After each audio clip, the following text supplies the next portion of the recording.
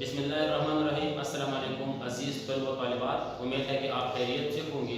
میں منصور علی ایک بار پھر آپ سے تیسری جماعت کی اردو کی کلاس کے لیے مخاطب ہوں، تو آپ سب اپنی اردو کی کتابیں نکال دیں اور اردو کی کتاب میں صفحہ نمبر 54 کو کھول دیں۔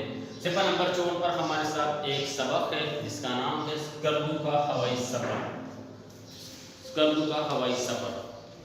تو آپ سب اپنی کتابیں کھول دیں اور صفحہ نمبر 54 پر یہ سبق ہے ہمارے ساتھ اسکردو کا ہوائی سفر۔ تو آپ سب غور سے سننے میں آپ کو پڑھاتا ہوں یہ سبق۔ شاید کم لوگوں نے اسکردو یعنی بلتستان دیکھا ہو۔ ہم پچھلے سال وہاں گئے تھے۔ آج ہم آپ کو اس یادگار سفر کی داستان سناتے ہیں۔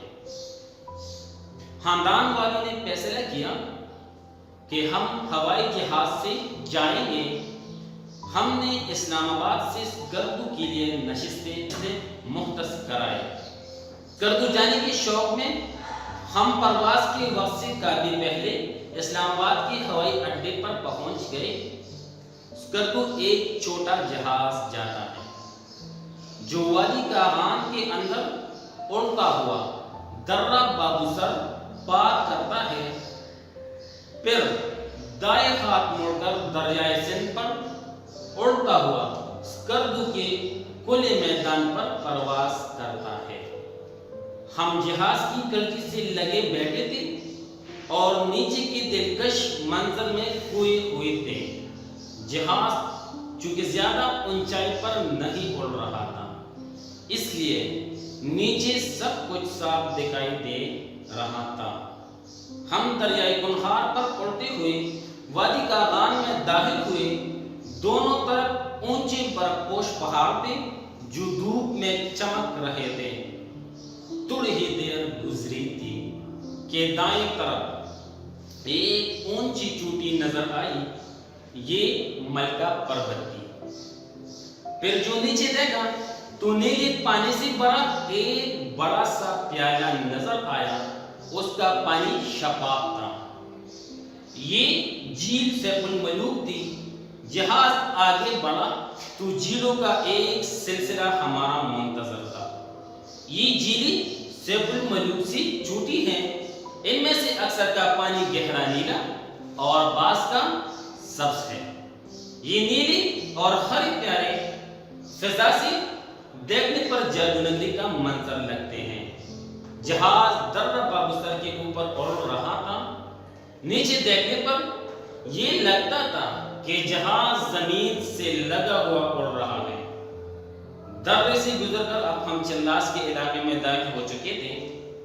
یہاں ہمیں اپنے دائیں طرف ایک بڑا اور اونچا برف پوش پہاڑ نظر آیا۔ اس کے علاوہ کئی بلند برف پوش تکونی چوٹیاں بھی سر اٹھائے بادلوں میں سے جھانک رہی تھی۔ ان میں سے دو زیادہ اونچی تھے۔ ہمارے پائلٹ نے جہاز میں اعلان کر کے سب مسافروں کو بتایا کہ دائیں طرف والا اونچا پہاڑ ننگا پروت ہے۔ اس کی بلندی 26,660 فٹ ہے اور یہ دو چوٹیاں رکاپوشی اور خراموش کہلاتی ہیں۔ اب بچوں، میں نے آپ کو صفحہ 54 اور صفحہ 55 کی پڑھائی کی۔ اب میں آپ کو یہ تفصیل سے بتاؤں گا۔ شاید کم اسکردو کا ہوائی سفر۔ اسکردو پاکستان میں ایک جگہ ہے جو بہت خوبصورت ہے اور بہت مشہور بھی ہے، تو سیر کرنے کے لیے لوگ وہاں جاتے ہیں۔ شاید کم لوگوں نے اسکردو یعنی بلتستان دیکھا ہو۔ ہم پچھلے سال وہاں گئے تھے۔ آج ہم آپ کو اس یادگار سفر کی داستان سناتے ہیں۔ ایک فیملی ہے، وہ وہاں اسکردو جاتا تھا، تو اس اسکردو کا ہوائی سفر جو اسکردو میں جو کچھ اس نے دیکھا ہے وہ آپ کو بتا رہا ہے۔ اس کی سفر کی داستان سناتے ہیں آپ کو۔ جو خاندان وہاں گیا تھا تو اس سفر کے ہم جو ایک داستان ہے یعنی کہانی ہے، ہم آپ کو سنا رہے ہیں۔ شاید کم لوگوں نے اسکردو یعنی بلتستان دیکھا ہو۔ ہم پچھلے سال وہاں گئے تھے، آج ہم آپ کو اس یادگار سفر کی داستان سناتے ہیں۔ داستان سناتے ہیں یعنی کہانی سناتے ہیں۔ داستان کہانی کو کہتے ہیں، قصوں کو کہتے ہیں۔ خاندان والوں نے فیصلہ کیا کہ ہم ہوائی جہاز سے جائیں گے۔ ہم نے اسلام آباد سے اسکردو کے لیے نشستیں مختص کرائے۔ نشستیں مینز سیٹیں مختص کرائے۔ سیٹ کو کہتے ہیں سیٹ۔ نشستی جمع ہے نشست کی، نشستی جمع ہے نشست کے۔ اسکردو جانے کے شوق میں ہم پرواز کے وقت سے کافی پہلے اسلام آباد کے ہوائی اڈے پر پہنچ گئے۔ ہم اسکردو جانے کے لیے اتنے شوق میں تھے کہ پرواز سے کافی وقت پہلے یعنی فلائٹ سے کافی وقت پہلے ہم ایئرپورٹ جو ہے نا وہ وہاں پہنچ گئے۔ اسکردو ایک چھوٹا جہاز جاتا ہے جو وادی کاغان کے اندر اڑتا ہوا درہ باگوسر پار کرتا ہے۔ جب ہم وہاں پہنچ گئے تو اسکردو جانے کے لیے جہاز تیار ہوا، تو جب اسکردو جانے کے لیے جہاز اڑ گیا تو ہم وادی کاغان کے راستے پہ وہاں درہ باگوسر پار کرتے ہوئے پھر دائیں ہاتھ مڑ کر دریائے سندھ پر اڑتا ہوا۔ پھر جب ہم نے دائیں ہاتھ مڑ کر یعنی دائیں ہاتھ، دائیں کا متضاد جو ہے وہ بائیں ہے، دائیں رائٹ کو کہتے ہیں، بائیں لیفٹ کو کہتے ہیں، دائیں اور بائیں۔ سندھ پر اڑتا ہوا اسکردو کے کھلے میدان پر پرواز کرتا ہے۔ ہم جہاز کی کڑکی سے لگے بیٹھے تھے اور نیچے کے دلکش منظر میں کھوئے ہوئے تھے۔ دلکش منظر میں کھوئے ہوئے تھے یعنی خوبصورت منظر میں کھوئے ہوئے تھے، یعنی نیچے اتنا خوبصورت منظر تھا کہ ہم اس میں ڈوبے ہوئے تھے۔ جہاز چونکہ زیادہ اونچائی پر نہیں اڑ رہا تھا اس لیے نیچے سب کچھ صاف دکھائی دے رہا تھا، صاف دکھائی دے رہا تھا۔ ہم جہاز، وہ کہہ رہے ہیں کہ ہم جہاز کی کھڑکی کے نزدیک بیٹھے تھے اور جہاز چونکہ زیادہ اونچائی پر نہیں تھا تو اس کی وجہ سے ہم جب نیچے دیکھ رہے تھے تو نیچے جو منظر تھا وہ خوبصورت منظر تھا، دلکش منظر تھا، تو وہ بہت صاف نظر آ رہا تھا ہمیں۔ ہم دریائے کنہار پر اڑتے ہوئے وادی کاغان میں داخل ہوئے۔ وادی کاغان میں داخل ہوئے۔ دریائے کنہار ایک دریا ہے جس کا نام ہے کنہار، اس پر اڑتے ہوئے وادی کاغان میں داخل ہوئے۔ دونوں طرف اونچے برف پوش پہاڑ تھے، تو وادی کاغان میں جب ہم داخل ہوئے تو دونوں طرف ہم نے دیکھا تو پہاڑیں تھے، اونچی اونچی پہاڑیں تھے، وہ پہاڑیں سب جو ہے نا وہ برف سے بھرے ہوئے تھے یعنی برف سے ڈھکے ہوئے تھے جو دھوپ میں چمک رہے تھے۔ اور جب اس پہاڑوں پر سورج کی روشنی جو ہے نا لگی تھی تو اس کی وجہ سے چمک رہی تھی۔ تھوڑی ہی دیر گزری تھی کہ دائیں طرف ایک اونچی چوٹی نظر آئی، ایک اونچی چوٹی نظر آئی۔ اونچی مینز بلند، چوٹی نظر آئی یعنی پہاڑ کے چوٹی کس کو کہتے ہیں؟ چوٹی سب سے پہاڑ کی سب سے اونچی جگہ کو کہتے ہیں یعنی بلند پہاڑ کو کہتے ہیں چوٹی۔ یہ ملکہ پروت تھی، اس چوٹی کا نام کیا تھا؟ ملکہ پروت تھی۔ پھر جو نیچے دیکھا تو نیلے پانی سے بھرا ایک بڑا سا پیالہ نظر آیا، اس کا پانی شفاف تھا، یہ جھیل سیف الملوک تھی۔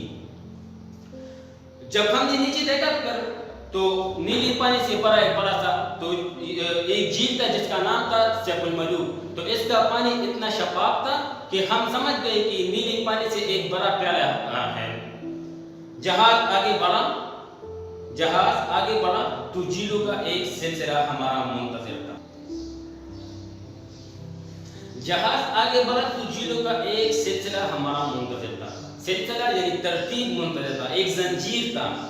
یہ جھیلیں سیف الملوک سے چھوٹی ہیں۔ جھیل دریا کو کہتے ہیں یعنی جس کے چاروں طرف خشک بھرا ہوا ہو۔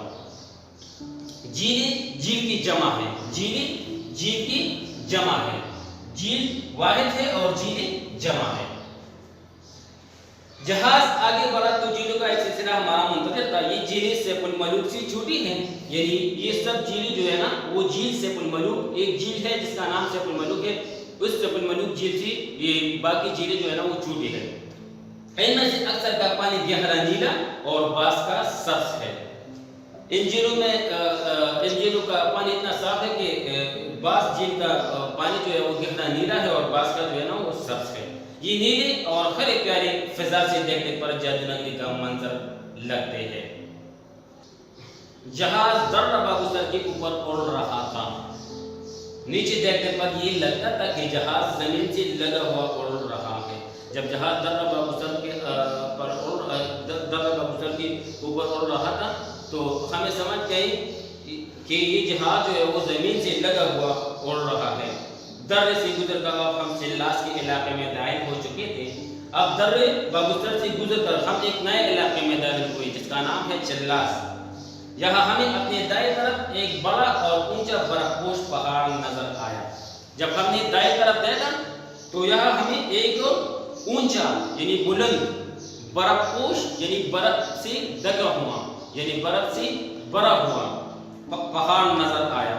इसके अलावा कई बुलंद बर्फपोश तिकोनी चोटियां भी सर उठाए बादलों में से जान रहे थे।